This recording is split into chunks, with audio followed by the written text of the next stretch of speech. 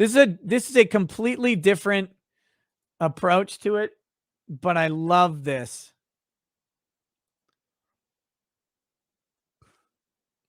Here we go.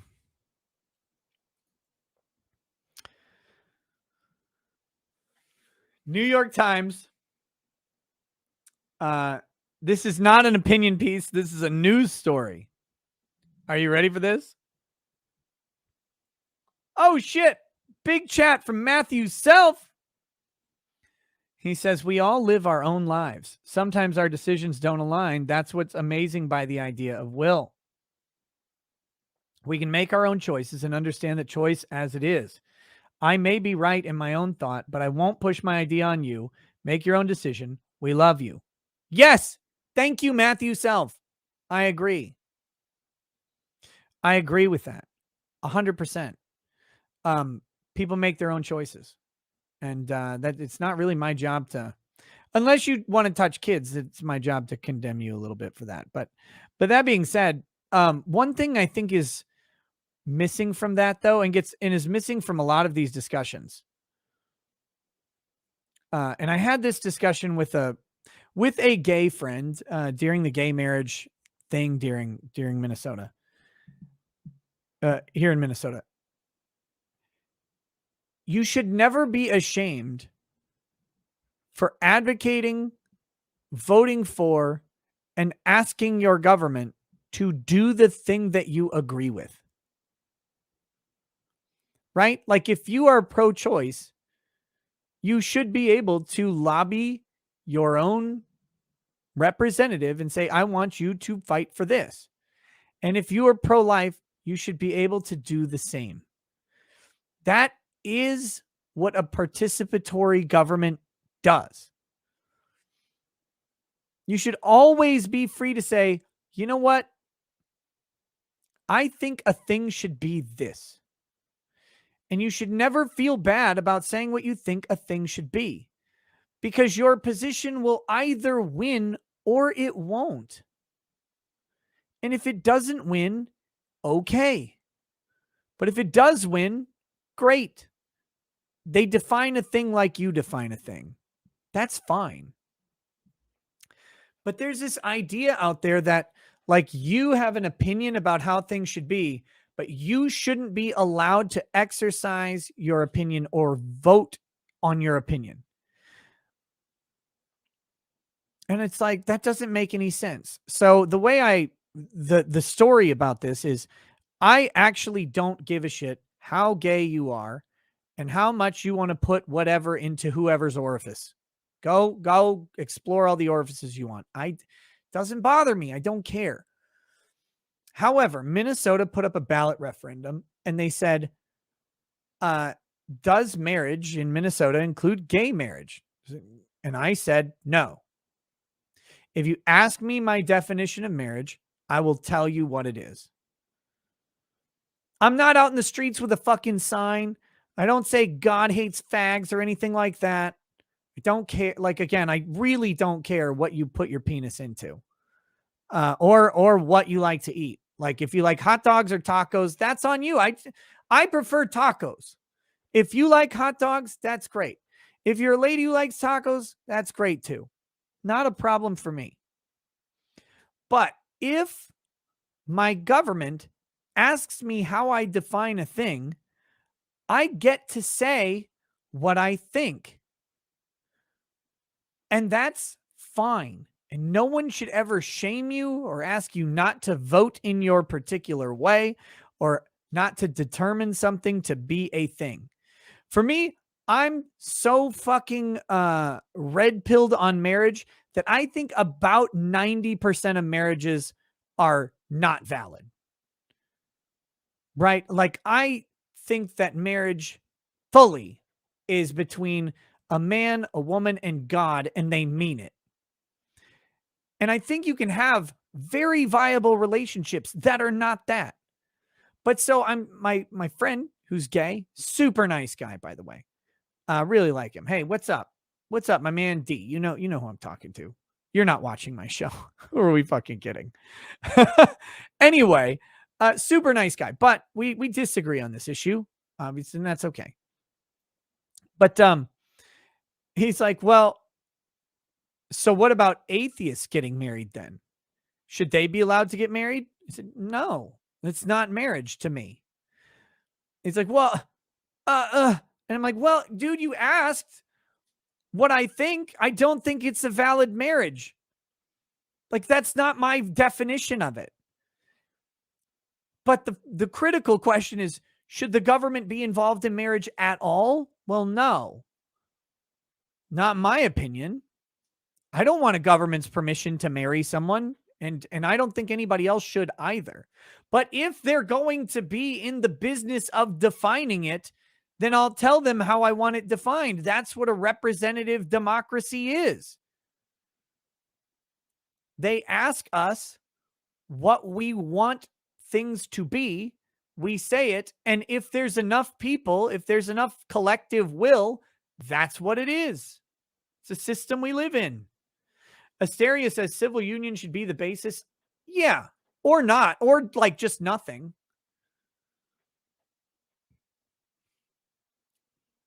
By the way, we're at 4,608 likes, which brings us to 392 likes to go until I drink something fucking terrible.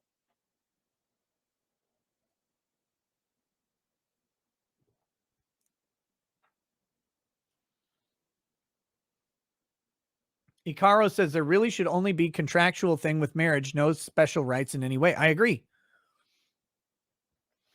I think if two long-term platonic roommates want to get married, civil unioned or whatever, so they can reduce the tax, they're like, you know what? We're going to just live together forever. We're not even going to have sex with each other. We just literally want to share resources and reduce our economic burden by sharing a room for the foreseeable future. Civil union them. Go ahead. Do whatever the fuck you want. Give them a tax break for only living in one property or whatever. I don't care. But that's my opinion on this stuff. But we're not there. We're so far from any of that. We're so far from a reduced government. It's crazy. No, there should be no special taxation or rights. Well, there should be no taxation at all. But if you have a tax break, again, this is the thing. If you have these benefits, then they should probably be able to be enjoyed by any people that fit the criteria for the benefit. And it should have nothing to do with what you want to put your dick in. But it also isn't marriage, right? Like, two platonic friends shouldn't be getting married to share resources and to share benefit. That's weird. Marriage has contextual and important meaning for so many people. And those people should be able to define it, which is why the government never should. Government has no fucking business in it.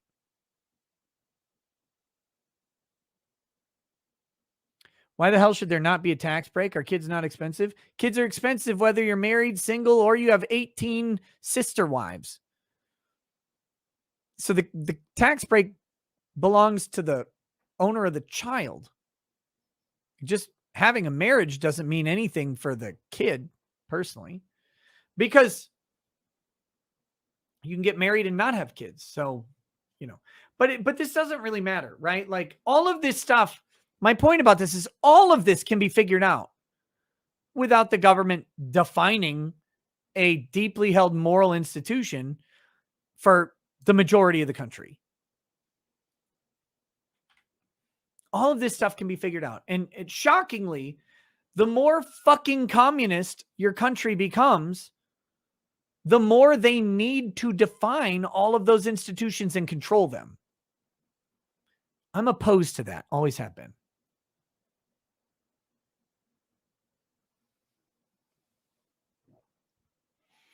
Okay. But look at this. Here, we're back to this fucking subject. Oh, shit. The Field says, if the baby chases her down the street after screaming, "Shoot me, Binger," the mother could Planned Parenthood it in self-defense. Absolutely. Absolutely. Shoot me, Binger. Shoot me, Binger. Little bloodied fetus running down the street. Mom holding her hospital gown, like her bloody hospital gown, up between her legs, hobbling along, trying to get away. This thing's umbilical cord is tracing. Arnold Schwarzenegger dives, grabs the umbilical cord, and yanks back, and the little baby goes flipping backwards. Says, "Hasta la vista, baby." And hammered, like he swings it around like a hammer throw and launches it into the fucking sun. Make that movie right now. It's The Unborn 3. Oh, that would be awesome.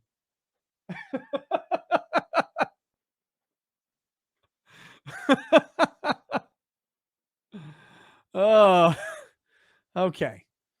Okay. I got to watch that in my head just now as it was happening. It was good. Uh, all right, here we go. Matthew Self says, why does marriage have to have relief to the state? It doesn't. It doesn't have to. But as long as it does, we have to figure out who gets access to it, right? But no, it shouldn't have any relief to the state. Like marriage should be between you, your significant other, and whatever else you believe in, even if that's nothing. That's my opinion. Okay, states. Let's get back to the non-ludicrous talk that is obscenely fucking ludicrous. States with abortion bans risk losing their economic edge. All right. So Texas, Oklahoma, North Dakota, Utah, Missouri, or whatever, Mississippi. That now they're going to lose their economic edge. Here we go. The Supreme Court's decision to overturn Roe versus Wade has prompted Democratic governors to pitch their states as better alternatives for business. Reminder, this is not in the opinion section. It's in the politics section. This is not an opinion piece. This is a news piece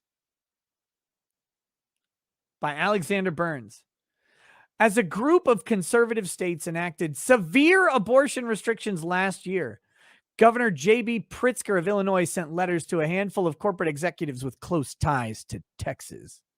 Mr. Pritzker, imagine the lunacy of being an Illinois sending a letter to a Texas company saying, trade in all of the tax benefits for you and your employees. No income tax, favorable corporate taxation. Trade all that in.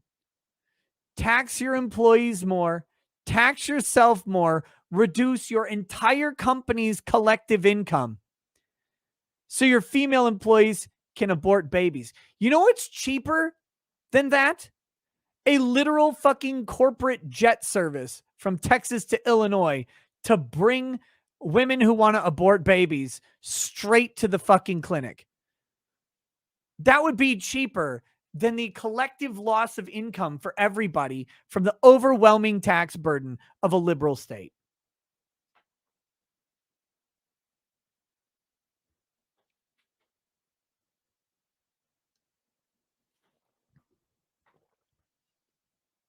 Here we go.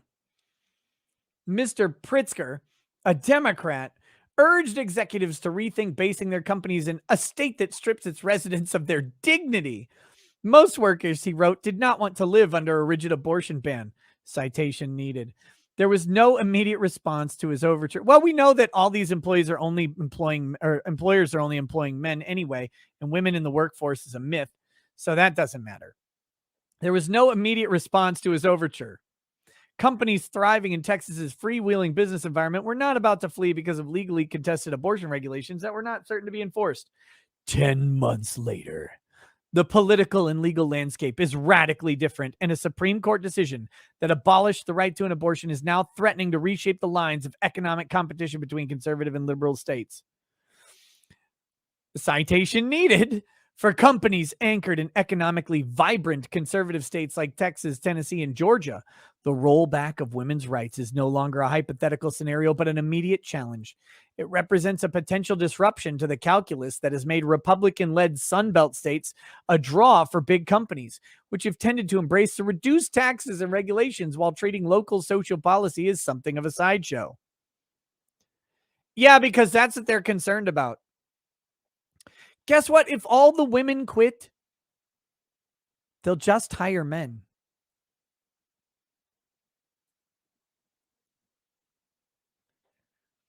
And the best part is, despite the propaganda about disparity in pay, if all the women quit and they just hired men, they would save money because men get paid less in the jobs that are comparable for the same hours worked.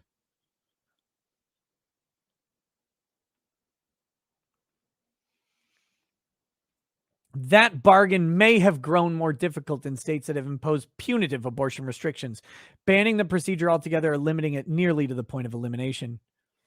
Some of the country's biggest businesses, including J.P. Morgan, Chase, AT&T, and the Walt Disney Company, have already announced they would take steps to help employees who need abortion access but cannot obtain it in their home states. They're going to literally fly women on the Disney jet to abort kids.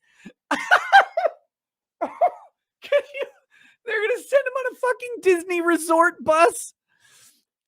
Send them up to fucking Virginia or Maryland. Well, why don't you get on the bus and go aboard our future customers? Like, can you imagine the Mickey propaganda? Get on the bus, bitch.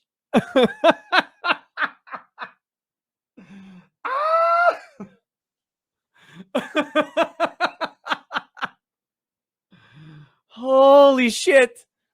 Oh. Okay. There have not yet been major announcements about companies canceling expansions or relocating offices out of jurisdictions where abortion is now banned. Yeah, Disney's just going to immediately leave Florida because they fucking can do that. In states like Texas and Georgia, Republican lawmakers are effectively wagering. And again, J.P. Morgan, Chase, AT&T, they're in every state. These companies are in every state, even the shitty ones. They're everywhere. So where they headquarter, where they principal place of business is, where their taxes are determined, is going to be in a conservative tax-friendly state. Because they're going to have employees in Texas no matter where they headquarter their people. So why headquarter in Illinois? Oh, Jesus Christ.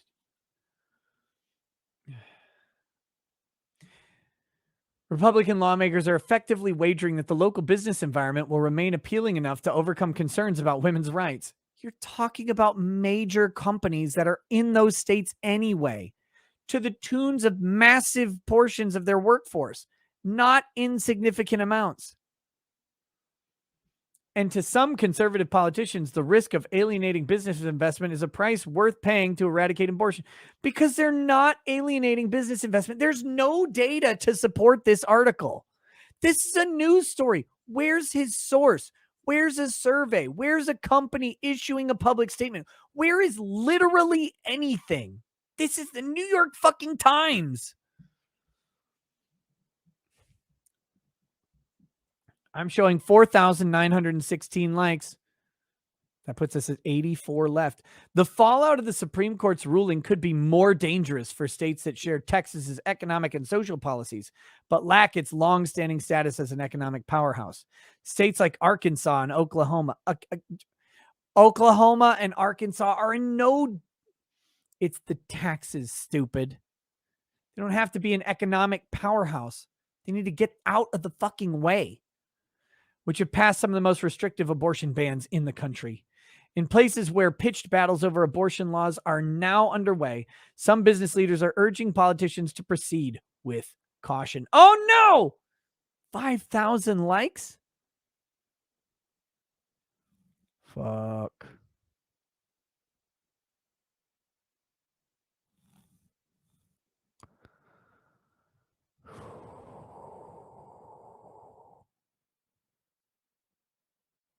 Malort? I don't want to drink Malort. I don't want to drink Malort.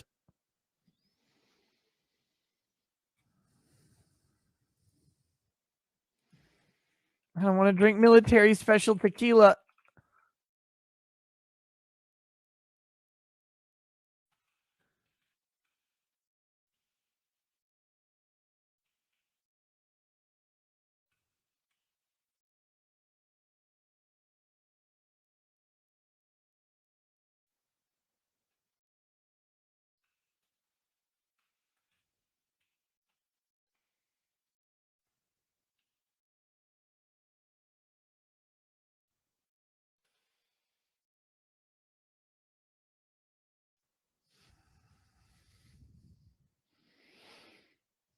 All right, the poll's up.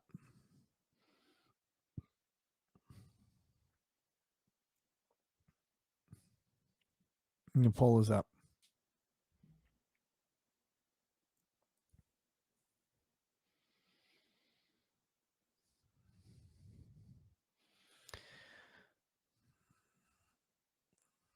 Okay. Well, my fate is in your hands. One of those options is really, really bad. The other two are only a little bad. Cledge Fenrir says, I've thought before of trying the Great Idaho concept in Illinois. Look up the idea of Fergatonia. Want them to join Missouri or Iowa.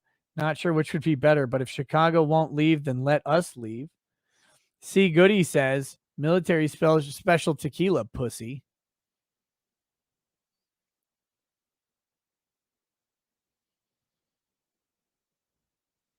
You guys have just a few minutes while I read this article, and then we'll decide. Okay, an extreme response is not in the state's competitive interest, says Sandy Barua, president of the Detroit Regional Chamber, an influential business association in Michigan. Chamber of Cuckmers, fuck off. What a waste of an organization they've been. To the extent that the data shows today that young professionals care about this issue, I don't want to give young professionals a reason not to come to Michigan to work for Michigan companies. Fuck off, Chamber of Commerce.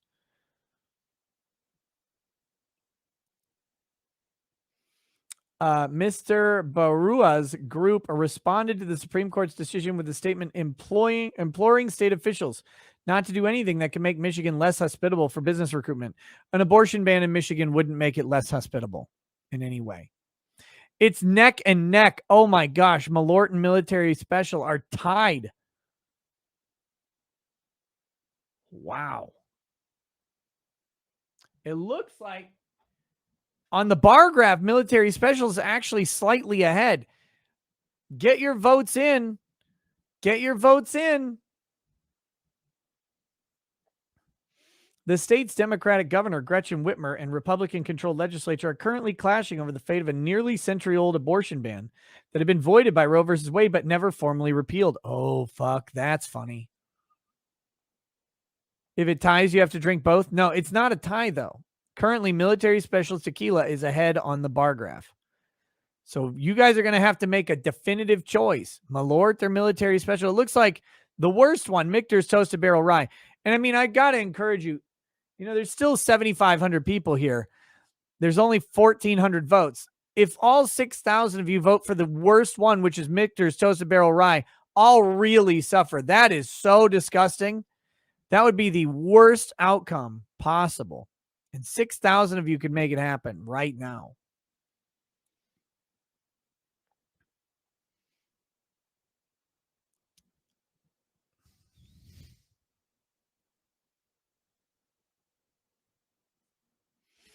Okay. But this is hilarious. There's a century-old abortion ban. Remember, a century old, 50 years before Roe. But now no states had it outlawed at the time of Roe. Mr. Barua acknowledged that some states like Texas might be so well established as business havens they could shrug off concerns about abortion rights and talent recruitment. Of his own state, Mr. Barua said Michigan needs every advantage it can get. Well, you need to get Whitmer out. The feds tried to kidnap her and you all stopped them.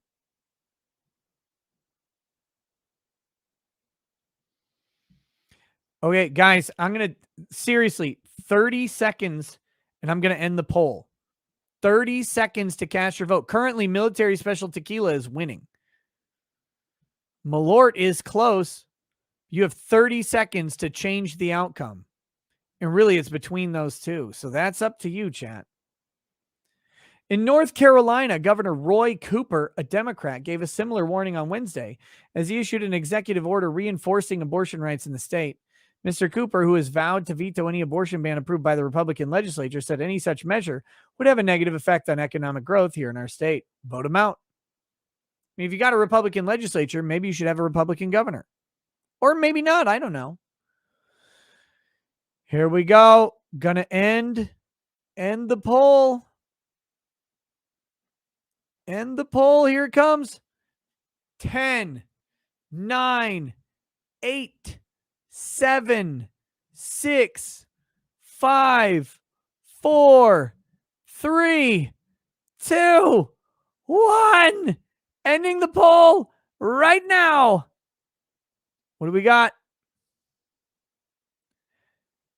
Military special 41%, Malort 39%, and Michter's 18%. Oh, thank God. Oh, praise Jesus. Yes. Look, I was hoping to fool you with the Michter's, which is one of the best fucking whiskeys around. But I would take military special tequila over Malort 50 days out of 50. Oh. Whew. Tonight could not have gone better. It could not have fucking gone better.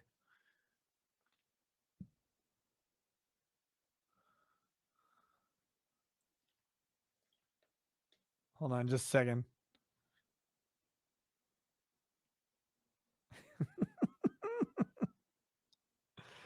I mean, well, it could have gone better. I guess it could have gone to Michter's. I'm not sure if MD is still in the chat, but if he was, probably throwing a fucking fit that I wrote Michter's is terrible in there. Sorry, brother. I was trying to lie. I was just trying to lie my way into pleasure. Like any man at a bar would.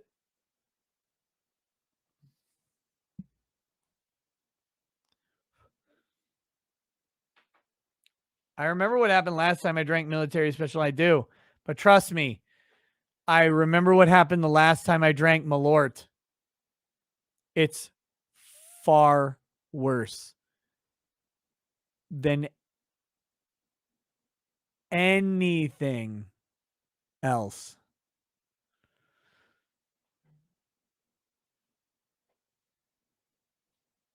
Where is this shit? This is gross, by the way. This is really fucking disgusting, and I'm gonna hate every second of it. But the Malort is way worse.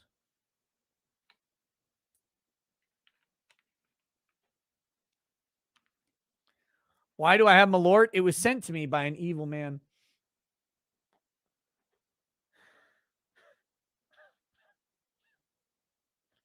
The reality of what has happened is coming home, though.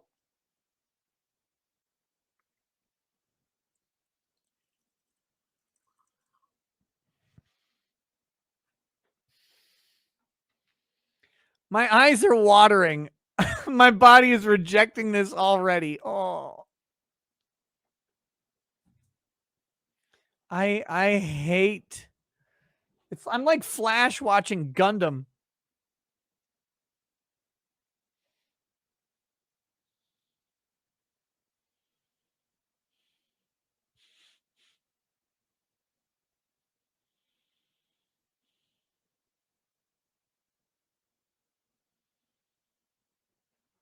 Oh God. Oh God. My body actually wants to vomit. I hate this stuff so much. Look, there's tequila and then there's this tequila. This is so bad. Okay.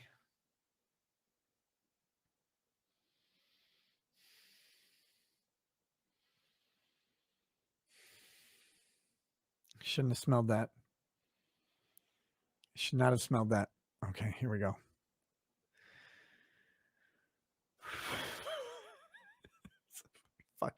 fucking hate you, chat.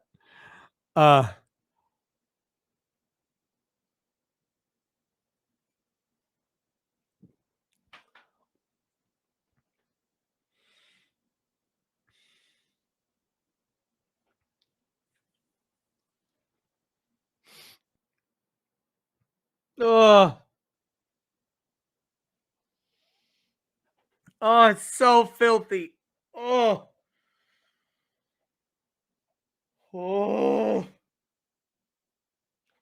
I'm not going to do a chaser. I'm not going to do it. I'm going to wait. I'm going to wait to drink my Gatorade. I'm a man of my word. You cannot just pound a shot and then suck down something better.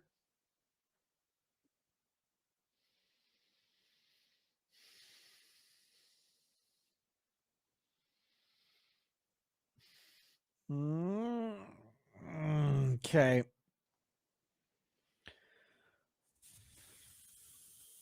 Poorly redacted says mix all three, you disloyal shyster lawyer. I'm not going to mix a $400 whiskey with those two. That's disrespectful.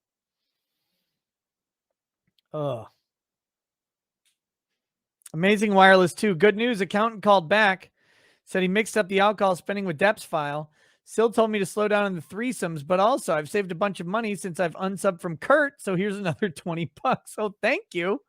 Poor Kurt. But I will always, as king of the grift, I will take all of your misplaced and lost super chats. Like, oh man, I've unsubscribed from all these people and I don't want to super chat them anymore. I will find your super chats a home. I'm like a classic adoption service for super chats. Just park your money in my bank account. It's safe there. The good news is I didn't buy. Oh.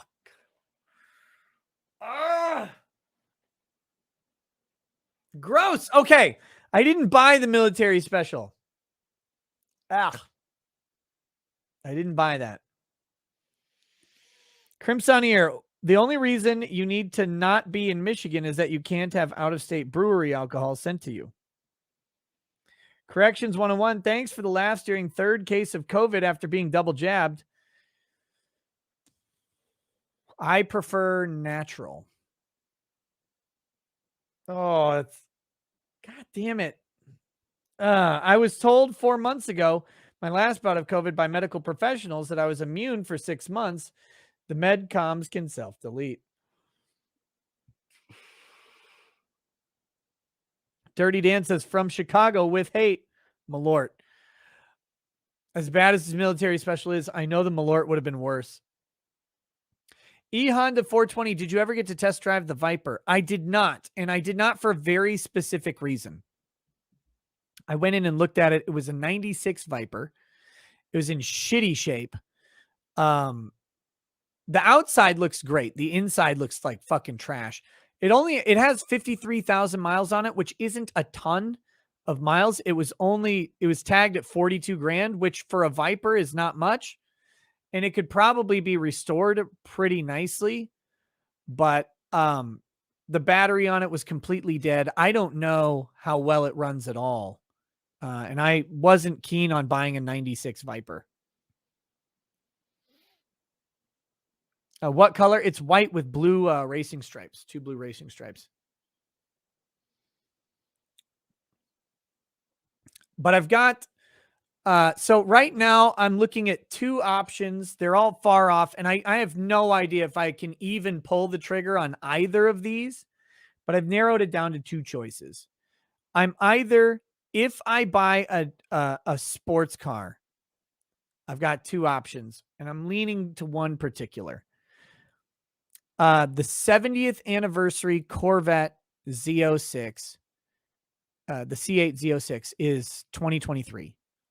Orders on them are starting. If they're not started now, they're starting really soon. So either a 70th anniversary, and the 70th anniversary only comes in the top trim. So it's the fully loaded version. So there's that, or the last year of the Challenger Hellcats are 2023, and ordering on those is soon also. So I can order either. I probably won't get them before winter. So I'll have to just store it until summer on either one, pretty much. Either a Corvette Z06 70th anniversary or the final run of the Dodge Challenger Hellcat.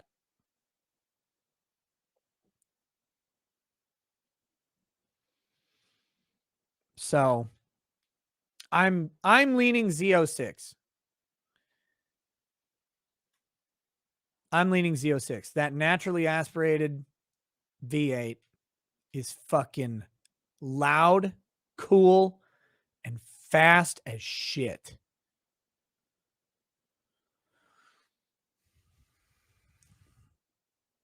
But the Hellcats are really awesome too. They're both awesome cars. They cost about the same. So, um, people are like, R8, get an Audi R8. First of all, Audi R8s are awesome and I love them. They're also around $200,000, which is really rich for my blood. They're over double the price of like a fully loaded Hellcat or a fully loaded Corvette. So there's a big problem there. The other problem is the R8 is slower than both of those other cars.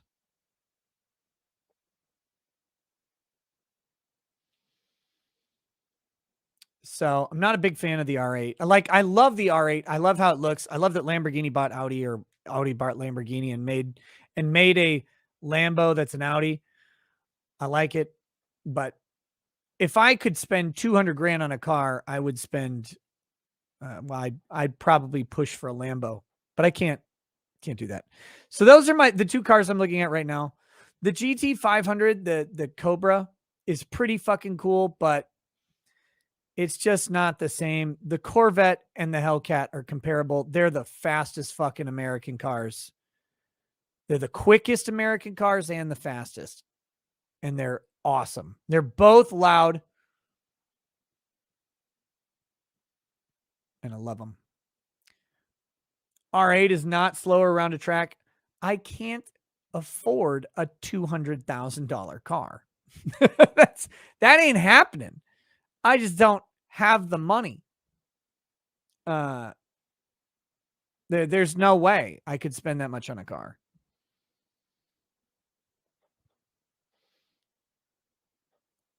But now all of the Alan Mellon, I like the new Nissan Z, but it's a 6-cylinder, which is cute. It's cute, but that V8.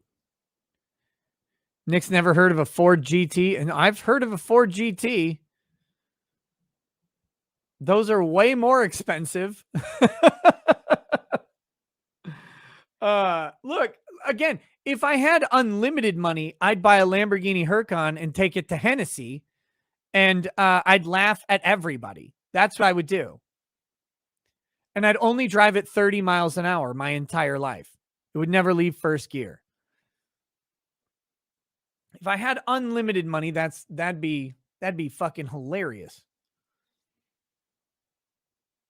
Crowdsource Nick's car fund. I couldn't even do that as a joke.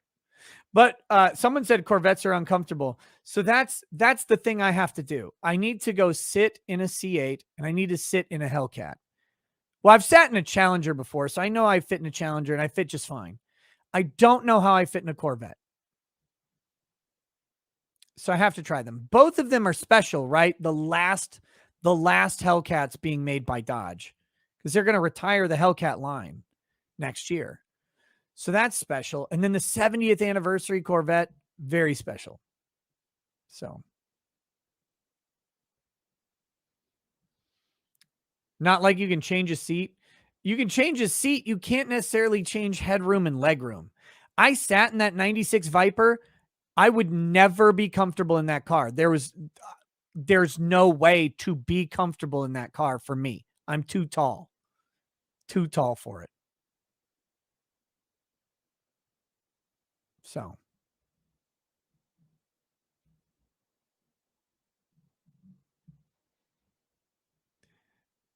Calvo Motorsports is in Minnesota, and they specialize in Vipers, 1,200 to 3,000 horsepower kits and street legal. Yeah, don't those cost $300,000?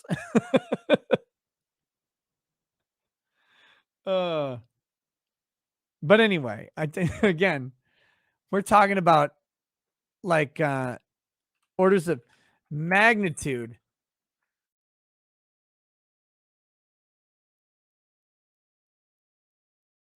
I have orders of magnitude of wealth that I don't have. So,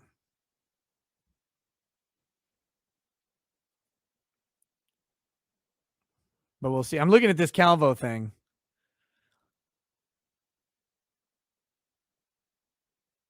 Yeah, they're amazing. I'm looking at them. They're beautiful. But you got to call for pricing. I'm sure they're 300 grand. Have more wealth, poor. If Johnny Depp would sue Amber Heard every month, we'll do it. Okay. Real quick. Crimson Ear Z06 Vet only has 70 more horsepower than the 400Z. No, the Z06 has like 670 horsepower. I think it's 670.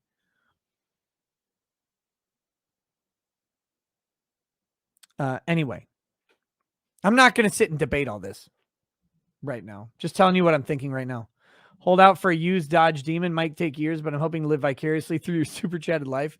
No, Command, the current Hellcat, the top line Hellcat is higher horsepower than the Demon.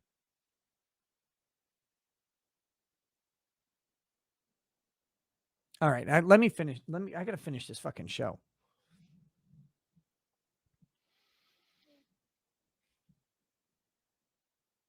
You're never going to drive the Maverick Limit.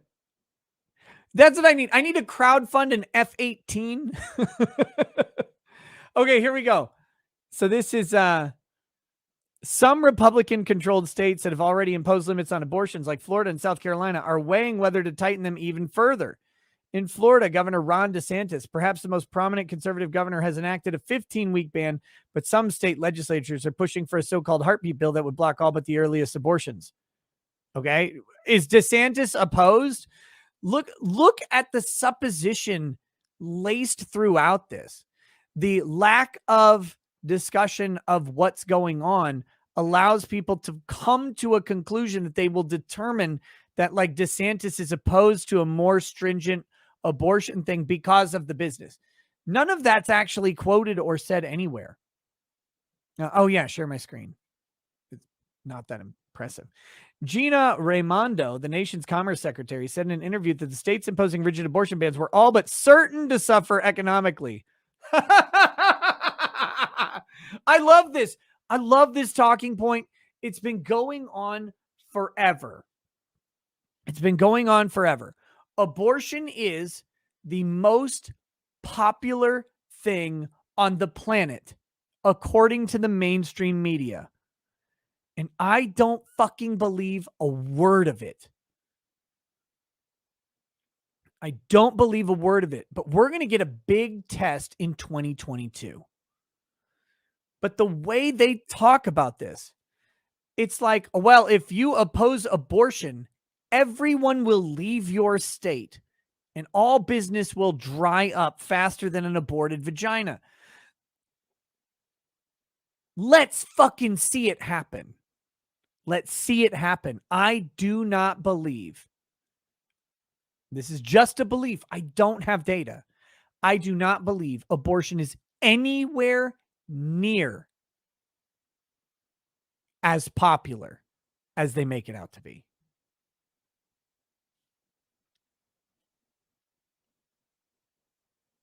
Not at all. I've spoken to CEOs who are rethinking those states, says Miss Raimondo, a Democrat. Name them. Name one. I think the cumulative effect will, over time, develop to be quite significant. The Democrats are fucking begging for business to get into Democrat states. Like states that have not already had established businesses, those businesses are, when they can, they flood to conservative states. They're flooding there. Conservative people in those states help or hate it. They hate it because they bring their shit policies into their states, because they import a bunch of liberal fucking lunatics into conservative states. And they go, well, we ruined our other state. Let's ruin this one. I don't know why my taxes were so high there, but now I want free gas. I want free heat. I want squatters' rights. I want property values to skyrocket. I want more taxes in general. Why are my taxes so high?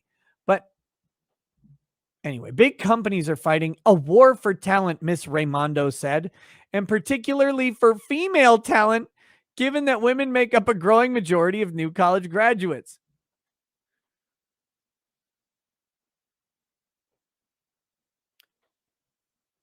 Everything we've been told by the same people, by the exact same people, everything we've been told is that these companies are not hiring enough women, that they're not looking for women, that they will not hire women, that women are not hired at the same rate as men. And then here they are saying, oh, these companies are looking, they're just begging for female talent. Are they, though? Which one's true? One hand, you tell us that they're not hiring enough women ever. And then on the other hand, you tell us they're just begging to hire women. Pick one. They can't both be true. A former governor of Rhode Island, Miss Raimondo. Oh, good. A former governor of a fucking state as big as my asshole. Ms. Raimondo predicted that companies would find it difficult to recruit skilled workers in states where women's rights and medical services were sharply curtailed.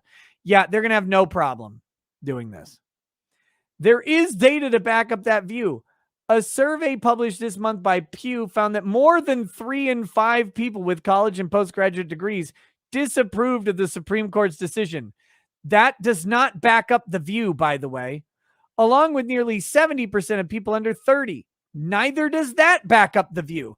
First of all, you're talking about talented people. You're not talking about people under 30. Second of all, disapproving of the Supreme Court's decision and being willing to uproot your entire fucking life over it are two vastly different things. Safe, legal, and rare, right? Rare being the important part of that. The idea that women at big companies are going to just move so they can get all kinds of abortions all the time is ludicrous. Is ludicrous. As cynical as I am on abortion in general, the idea that women are out there just shoving all sorts of shit into their vagina to suck babies out is crazy town. Abortions are individually rare for the majority of women. Not just the majority, the fucking insane, overwhelming majority of women in the workplace, especially. Abortions are rare on an individual basis. Abortions are horrifically common on a population level. But for individuals, they're small. You're talking in a nation of 350 million people, which would presume 175 million women. 700,000 abortions per year, I think, is the most recent data, somewhere between 600,000 and 800,000. So you're talking less than 1% of women having abortions per year. But all of these women are going to upend their life over the abortion they're not likely to have. And at big companies where any woman at a big company would feasibly be able to travel the minor amount of distance to an adjacent state that allows abortion. This is the most retarded shit I've read in a long time. What do you do, right? You're not planning on getting an abortion because you're not planning on getting pregnant. So do you upend your entire life in the event that you might get an abortion? Because you might get pregnant and might not want it. Or when that happens and you go, you know what? I got pregnant. I took precautions. It didn't, it didn't stick or whatever. I got pregnant. Now I need to go get an abortion. Do you just get in a car, get on a bus, or get on a plane? and then go back to your life in your economically beneficial state with your big company income? The answer is fucking obvious. Only the diehard abortion supporters, which are mostly going to be unemployed because the diehard supporters of everything are mostly unemployed. It's why they're out protesting all the fucking time. Only those people are going to upend their lives, and they can't afford to anyway. This is insane. Like, this is an insane proposition. I hope, you know what? I hope they're right. I hope they're right, and I'm the idiot here.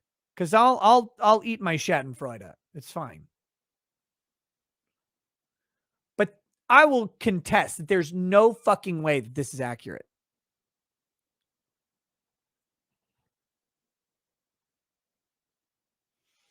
"62% of women disapproved of the decision, according to the survey." Again, disapproving of the decision does not translate into moving. Let me give you an example. I vehemently disapprove of the 9 to 12% income tax in Minnesota. Vehemently disapprove. I'm not moving. I would save in taxes each year more annual income than I made coming out of college. I would save an annual income in state taxes alone if I just left this state. But I'm stuck here. Like, I'm here.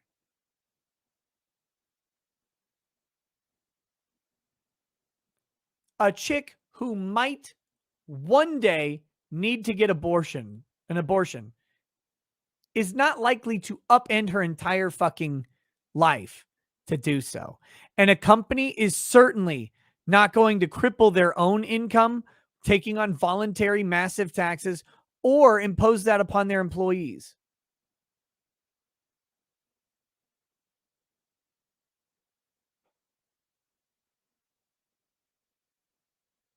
Crazy town. David G says that's cheap in AU. Income tax is 30%. Oh, no. David G, that's just the state. The federal income tax is significantly higher. 30% plus the extra 9 to 12%.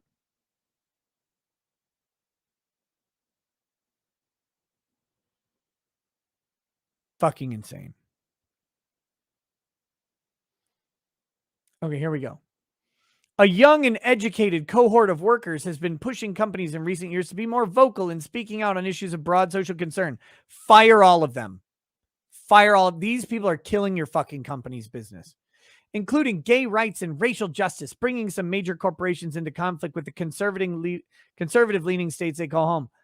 Fire every one of them. God, I wish I was a CEO of a major company.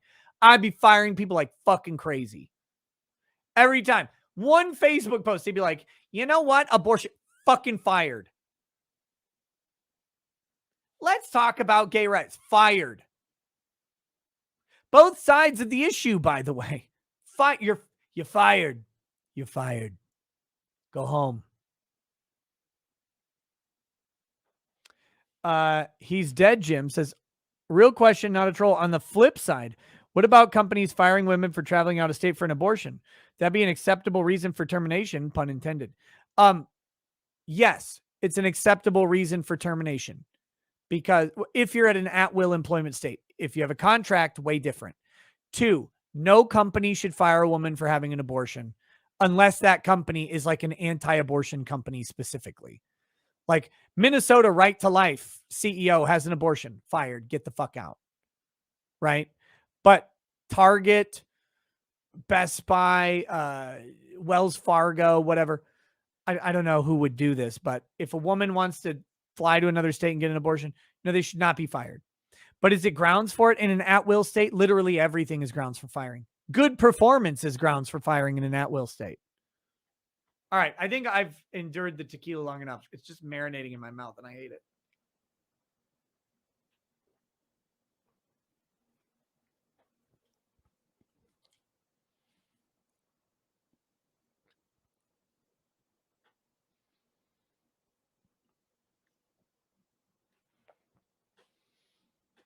Fire them if they're pro-abortion? You can. In at-will states, you literally can do that.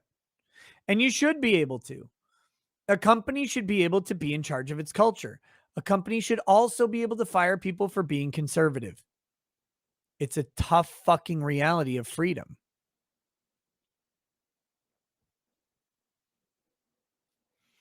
Here we go. Some liberal states are already depicting their abortion rights policies as a business advantage, reinforcing the appeal of the wealthier and more progressive states that many businesses opt to call home in spite of their taxes. In Massachusetts, Governor Charlie Baker, a Republican, suggested that companies should consider his state's ironclad abortion rights protections as an inducement to expand there. Unelect that guy. Mr. Pritzker, a billionaire venture capitalist before entering politics, said in a recent interview that his administration was including information about Illinois' permissive abortion laws in its recruitment pitch to companies, particularly since the court's draft opinion leaked in a Politico article in early May.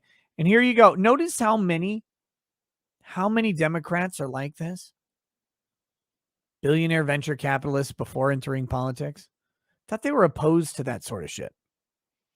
As a political matter, Mr. Pritzker urged Democrats to lean into the message that abortion restrictions were bad for the economy. A Democratic president and vice president, Democrats more broadly, should be talking about this first as an issue of individual rights and freedom and second as an economic issue, he said. Workers care about this. Not the first time in recent years when right-wing social policies have thrown state-level business competition into turmoil. In 2016, Republican lawmakers in North Carolina triggered a multi-year business boycott by passing a law known as the Bathroom Bill, requiring transgender people to use facilities that matched the gender they were assigned at birth. 2 years earlier, the business community in Arizona mobilized in force against so-called religious freedom legislation that could have opened the door to discrimination against LGBTQ people. Did North Carolina actually have any problems with this? Like, did anybody actually fucking care in the long run? I know it made a bunch of headlines for like a month, but I'm guessing if you go into North Carolina today, all those businesses are still fucking there. In Virginia, a 2012 attempt by far-right legislatures to mandate that women receive invasive ultrasounds before obtaining an abortion caused outrage amongst moderate voters and corporate leaders. This was one of the most retarded things ever, okay? Let's talk about this. This is medical reality. As a man with 5 children, I'm pretty well versed in pregnancy and birth. I've been present through all of the pregnancies. I have been at literally every single appointment for all 5 pregnancies. And I've been at appointments for miscarriages, and I've been at fertility appointments when we had trouble getting pregnant. And since we had 3 miscarriages and a long period of infertility, not only have I been at all of the appointments, but guess what? We had probably 3 to 4 times the amount of appointments that normal people have per pregnancy. We were considered a high-risk pregnancy on all 5 of them. I have seen babies delivered by C-section. I have seen babies delivered naturally. I have seen babies delivered naturally after a C-section. I have seen babies induced. I have seen natural deliveries. Let's see. What else? I have seen a version, which is horrifying. I don't know if you've ever seen a version. Versions are where the baby is not head down. And so the doctor has to push his hands into the stomach to try and position the baby. Like they have to force the baby around. Terrifying to watch. Okay. Let me just say, I've seen some shit. I know a lot about pregnancy. And I know plenty about transvaginal ultrasounds. That's what they're talking about. Traditional ultrasound, babies, the mom's growing pretty well, baby's getting big, 20 weeks or so, you do an ultrasound. You can do them a little earlier, 16 weeks. And that's where they squeeze a jelly on top of your stomach and they put this little thing and it uses sound waves right? To basically create a map based on resonance off of different materials and of this thing. And you can see a baby. You can see a representation of a baby. There's a point where babies are too small to be seen through the stomach tissue because there's a lot of tissue and a little tiny thing that they have to go to. So they do something called a transvaginal ultrasound. That's where they take an ultrasound and attach it to a fucking dildo and they shove it in the woman's vagina and then they root around with it for a while until they can see the baby because there's less material between where the baby is implanted, the embryonic sac, and the ultrasound wand, and it's more focused and directional. So here's the thing: you have to shove a wand into a vagina and find things. So that's what they're saying is an invasive procedure. Sounds reasonable to say it's invasive until you realize what the fucking abortion process actually is, which involves shoving a bunch of shit into a vagina, into a cervix to insert a tube to vacuum suck out the insides. This was propaganda for people who are ignorant on the processes, and it worked. It worked because this is an uncomfortable subject, because people are not familiar with how birth works, with how ultrasounds work, with how they're like, why would they have to do a vaginal ultrasound? It's like, if you go in for an early ultrasound in literally any pregnancy, they'll use a transvaginal ultrasound all of the time because they have to, because the regular ultrasound won't find the baby. You can't see. But the abortion procedure itself is much more invasive than a transvaginal ultrasound. So they got this. They objected on the idea that it was invasive. And it's like they're going to shove glass rods to dilate a cervix and then shove a tube in there. And you're talking about an ultrasound being too invasive. Okay, fuck off. Can I please stop saying vaginal? No. No. We're speaking in reality here.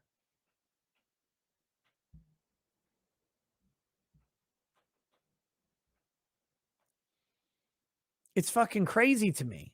Again, wherever you stand on abortion is irrespective of the issue that this was false advertising 101. This is propaganda. Oh, this is an invasive procedure. It's less invasive than the procedure that they're aiming for, that they're asking for.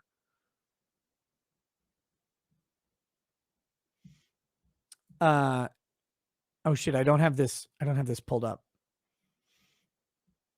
Oh, here we go. Caused outrage amongst moderate voters and corporate leaders, helping vault a pro-business Democrat into the governorship the next year. In 2011, the Mississippi business community rallied to defeat a proposed state constitutional amendment that would have granted legal rights to a fertilized egg, defying the Roe versus Wade decision that was then in place. Even amid that drumbeat of controversy, a handful of big conservative-leaning states like Texas, Florida, and Georgia have defied predictions that anti-gay policies or laissez-faire gun laws would deter new investment. First of all, Texas, Florida, and Georgia do not have anti-gay policies, and laissez-faire gun laws are extremely popular amongst people. They just are. Indeed, Republican governors have recently grown more willing to defy big business. Literally good. Don't we not want corporatism? Republicans used to be corporatists. They're moving away from it. Thank fucking Christ they are. I don't.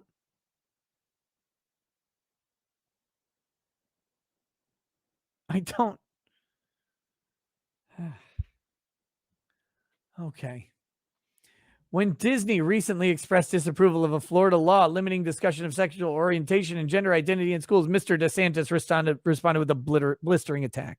Okay, I'm not going to read the rest of this. This is fucking way too long. But you get the gist. It's an article bereft of data suggesting that a competitive advantage is aborting the future workforce. Okay. Good luck.